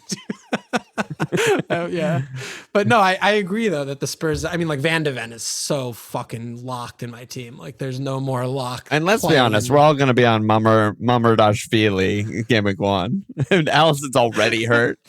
No, he's back. Didn't his wife get surgery or something? I don't know what it was. Yeah, it was some personal reason. I just feel like Allison misses minimum 10 games every year. For someone, I mean, this is God's plan. I mean, for someone who is so devout, God's plan. Like, he misses so many games for absolute bullshit every year. It's crazy. It's just like he's not there. He's going back to Brazil. It's like, dude, do your fucking job. Like he used to start every game, but last 2 seasons, he missed 10 starts both years. That's fucking insane. Lot. That's a lot. Yeah. And they still won the league. It's kind of crazy. Yeah, Keller started 10 times. Queeve is like a top 10 goalie in the league. Great. So he's great. You're losing a lot, but not, who is the other Adrian levels? You're maybe not winning the league if Adrian's getting prem minutes, but don't say you're that. okay with Queeve. Yeah. Brother. All right. Well, any other keepers you want to talk about? By the way, Adrian started 9 times when they won the league last time. Got fucking railed. What do I know? Adrian's good enough. Oh my God. I think Pope is uninteresting. United's not interesting. Hendo, we've talked about the problems. We have. I mean, these are all teams that have many 4 or 5 defenders. Like, why are they pricing the goalkeeper 4 or at 5 defenders? That's the fundamental issue with that I have with this one is, and I don't know. There's probably good reason in the pricing matrix where they're trying to entice people to spend more than 4 or 5 on goalkeeper. But when you have the defenders price of 4 or 5, it just doesn't make sense. It just doesn't make much sense. Bottom line, I think that they maybe. The case maybe used to be, and maybe I'm not giving Towers enough credit because I do think they've mostly nailed the prices this year. Mm-hmm. To be fair, but I feel like in the past you can make the argument and say, well, okay, the center backs don't get save points, and they're not that good on bonus anyway. So getting a 5-0 keeper who's getting a lot of save points, blah blah blah blah, and I just feel like DEFCON has completely turned that on its head in a way that center backs are going to get the equivalent of 2 save points every other fucking game. And no, the keepers aren't getting 6 saves a game. Yeah, so but that's also, you're also stacking that against it's not like the goalkeeper you get, therefore gets 2 or less every game. Like you're still comparing the goalkeeper to whoever you get in replacement of when you're comparing the clean sheet price from the team. So it's like, that's the thing But that's don't what I'm get as saying. much. The gap closed because now Yeah. the center backs get the DEFCON, which is like their version of save points. And they Yeah. obviously are both getting the same clean. They're on the same fucking team. But the prices of the keepers stayed at 5 and the defenders stayed at 4-5. Doesn't seem right. No, it doesn't. It doesn't seem Yeah. right. And I'm fine with it. Prices are good. Who cares? Yeah, the prices are good. Yeah, I'm I happy mean, with I the guess prices. also if you're listening at this late, we can do another shilk session. Oh, we have to chill after that. That was a Yeah, I fun. mean, we got this was a good laughs. one. We cried. We dreamt. We nightmared. It all happened. Yeah, and like, we do this out of passion and love for the game. And if you guys like what you hear and you want to keep us going, it helps. The support helps. Our Patreon, we have extra pods every week on Thursdays. We have a live stream before every deadline where, we do it through Discord. Just Alon and I on video, and we just let you guys up on stage and we kind of go over your team and your decisions, and it's a good time. It's fun. But yeah, if you're looking for an FPL community just to chat FPL and other stuff and maybe make some internet friends, it's fun. It's fun on Discord. It's the way to do it. Alon and I are on there all the time, and check it out if it sounds interesting. And like Alon mentioned earlier, we have a discount for the annual right now going. You get on there. It's cheaper than whatever the fuck, and it helps us out, and that'd be cool. Good job by you. Let me slap asses for the newest sign up since last episode. Kevin Jake, Billy Calder, Patty G, Hackon Hermanson, JRS, Michael, Red Card for Diving, Eli Lindsay, Michael Keith, Eldon Snellglove, and John Bridges. Get in there, baby. Slap that ass. And that is a big time pod for a big time pod. Any last words? I will actually see you on Friday. I will actually see you on Friday. We will be in Milwaukee.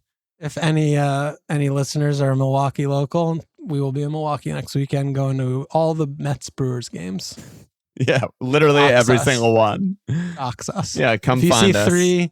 three guys, a Gentile, a Jew, and a Japanese person walking around in Mets gear, it's us. 2 out of 3 bald. 66% bald. That's us. I have to bald myself a little. I have to do a little balding this week, bald. so I'm more bald for us. For our Never bald get-together. alone. Check us out at FMLFPL.com. Follow us on Twitter at FMLFPL. Sports page.com/FMLFPL. Subscribe, rate, review, cheers.